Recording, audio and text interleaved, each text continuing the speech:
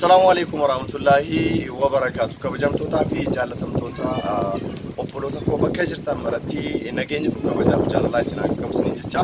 إيجان بيارا وانتو كوسنا قرسي سمبر بعدا إنيس بوليتي كينيا على نجات يوكان عزيزة إتشارا ديكر سدرام كونا مي في الدبلة سوكي ويبانو في الجنة إتشارا إسينيس أنغاما تيمان مچيسا ديرغراما ديردان نبه وجو جتشان جتو كانوا ما أول كبتة mana kireeffadhee fi jira mannan kireeffadhe mana duuba kootti argamudha wantoota meeshaan irra kaamu meeshaan irra tuulamee gurguramu jechaadha akka suuqiitti jechaadha isa hojjechiiseera inshallah yoo rabbi jedhe arman meeshaa galcha jechaadha meeshaa daldalaaf ta'u ammoo hunda keenya galchine irratti immoo waan ishee barbaachisu daballaa fi mana kanan kireeffadhe ilaalta.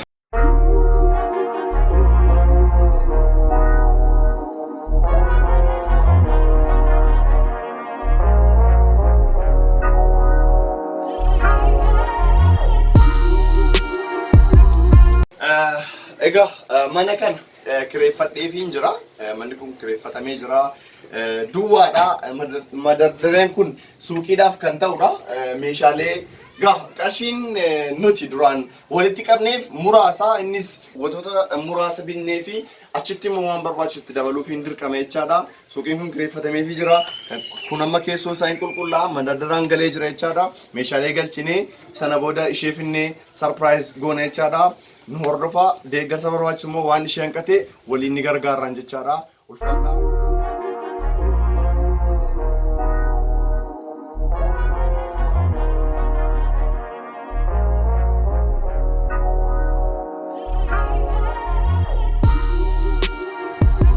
Aye, assalamu alaikum warahmatullahi wabarakatuh. Kabajamtoota fi jaalatamtoota obboloota koo akkuma jalqaba isiniin jedhegaa arra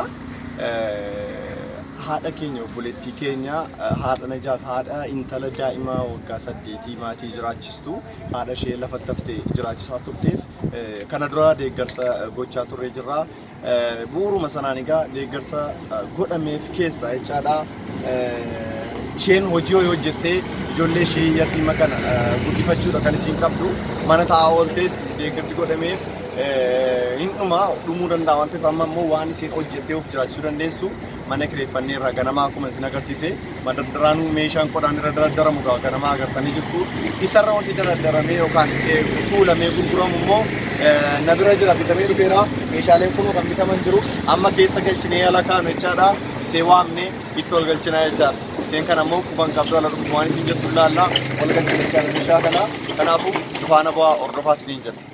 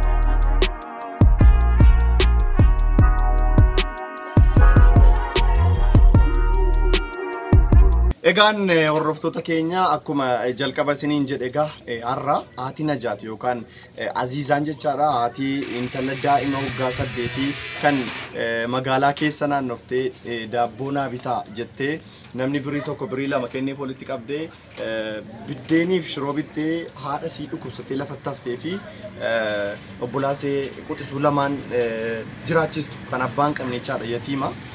Isiidhaaf gaarra sarpiraayizii isa jedhamu Ingiliffaan isa gochuuf jirra jechaadha. Jaarraa suuqiin banameetu jira. Isheen hin dhufti. Kenninaa fi kana booda Najaatis Abdiitti kadhachuu aatis mana hin ciistu kana booda hin hojjetti. Ijoolleen yeroo koronaan kun badee jedhu mana barnootaatti galanii barnoota hin jalqabu inshaallah. Kunoo suuqiin banameetu jira. Isheefinnaa yaada sirraa fudhannaa.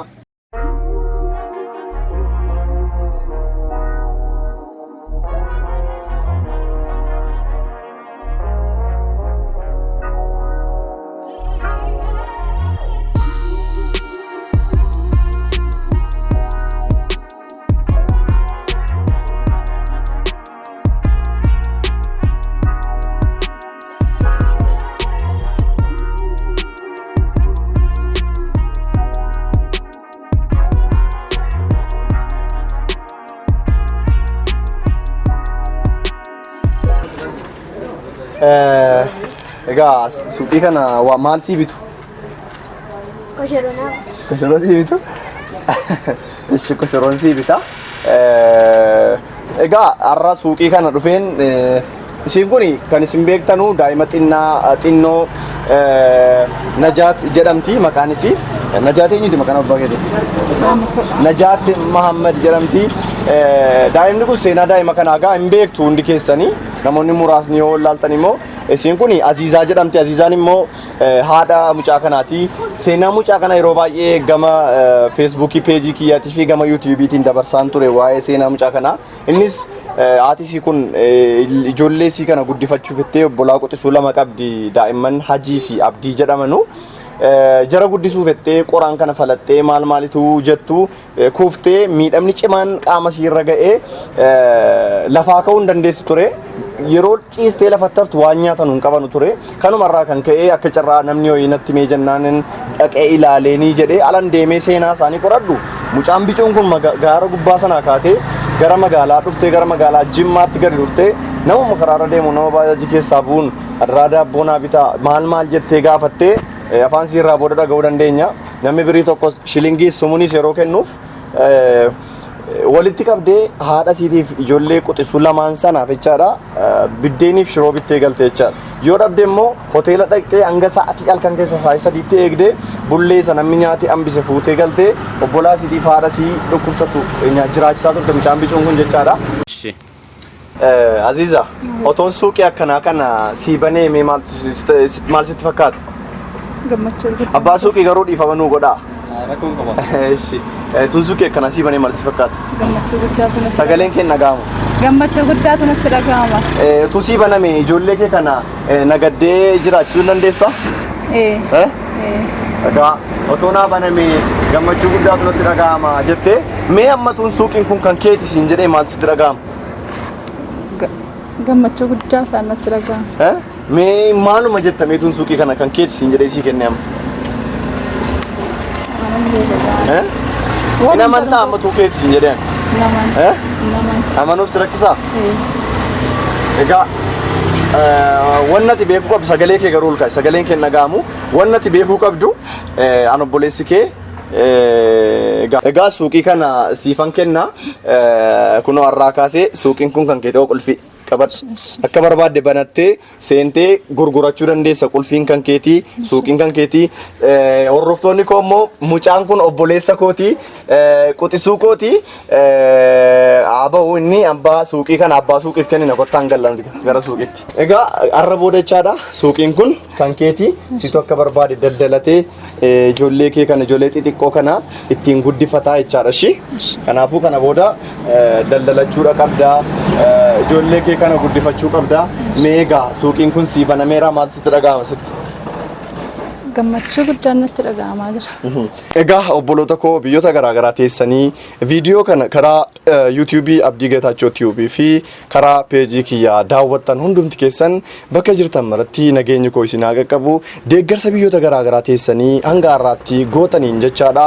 Obboleettiin keenya dhukkubsattee lafatti haftee fi daa'imtii quxisuun xiqqaan haadha siitiif daabbonaaf bitaa jettee haadhaaf daa'imman ishee lamaan obboloota ishee lamaan jiraachisaa turteef guyyaa har'aa suuqii bannee fi jirra alhamdulillahi rabbil alamin. Gara fuulduraatti immoo suuqiin see kun baay'ee hin guunne ammatee ta'e goone jechaadha. Kanaafuu itti fufnaa ulfaadhaa hundumti keessanii ammoo galata guddaan isinii galchuu barbaada hunduma keessanii fi rabbii jazaa keessan jannatan firdoosiin isiniif haa deebisu. Sagantaa kana immoo hanga dhumaatti isu sa'aatiin amma gara sa'aatii 10tti siqaa jira jechaadha. Laaqanoo soonyaatiin meeshaalee kana hanga meeshaalee shaqaxaaf ta'an kana bituu keessatti ijoolleen afaana dhiphachaa turan obboleessa koo Muhaajir Getachew gama kaameraamaaniitiin immoo Abdusalaam Warquu fi meeshaa bituu fi wantoota garaagaraa afaan raggachaa kan turan Abdii obboloota koo hiriyoota koo lamaan maqaan isaanii ol fakkaataadha. Ana waliin Abdii sadii bakka kanatti argame jechaadha. Hunduma keenya rabbi nurraa haa jaallatu hunduma keessan irraa rabbi isinirraa haa jaallatu ulfaadhaa. Assalaamu alaykum wa rahmatullahi ta'ala wa barakaatu. An Abdii Getachew Abbabeen ture magaalaa Jimmaarraa. Thank you.